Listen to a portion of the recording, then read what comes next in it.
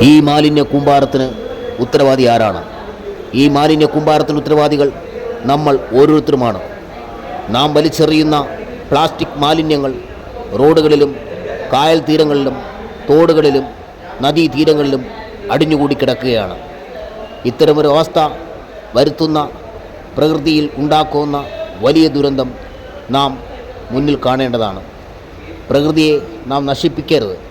മനഃപൂർവ്വമായി നാം വലിച്ചെറിയുന്ന പ്ലാസ്റ്റിക്കുകൾ ഭൂമിക്കുണ്ടാക്കാവുന്ന ക്ഷതം ചെറുതല്ല. നമ്മുടെ ഭാവി ജീവിതത്തിന് ഏറെ ദോഷം ചെയ്യുന്ന ഇത്തരം പ്രവൃത്തികളിൽ നിന്ന് നാം മാറി നിൽക്കണം. പ്ലാസ്റ്റിക് ഉപയോഗിക്കുന്നത് കുറയ്ക്കുക. പ്ലാസ്റ്റിക് മാലിന്യങ്ങൾ വലിച്ചെറിയാതിരിക്കാൻ ശ്രദ്ധിക്കുക.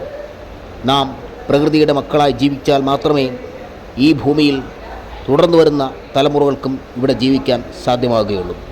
ആ തിരിച്ചറിവ് നമുക്കുണ്ടാകണം.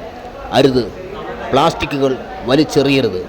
അറിഞ്ഞുകൊണ്ട് ഭൂമിയെ ദ്രോഹിക്കരുത്, പ്രകൃതിയെ ദ്രോഹിക്കരുത്.